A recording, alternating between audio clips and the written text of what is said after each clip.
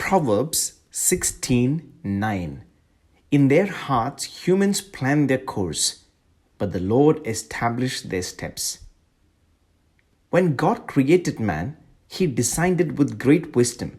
From the very beginning, man found the wisdom to name all the living things on earth. Imagination, the ability to plan the future, and the ability to rise to greater heights are human characteristics. This ability is excellent, and God is pleased because it is given by God Himself. But what matters is how a person uses these abilities. Used contrary to God's plan, it can cause man's downfall. As children of God, we can make plans and try to carry them out, but ultimately, God's will must prevail.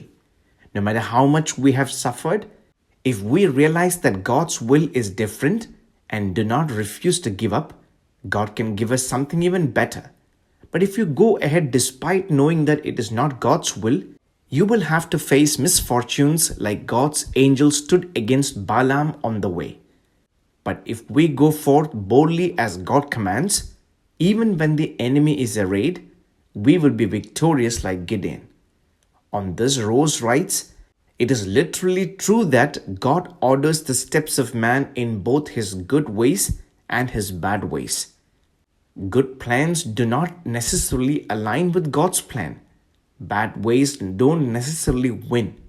God intervenes in both. Although Abraham fathered a son from Hagar according to his wife's word, God's will was to have a son from Sarah.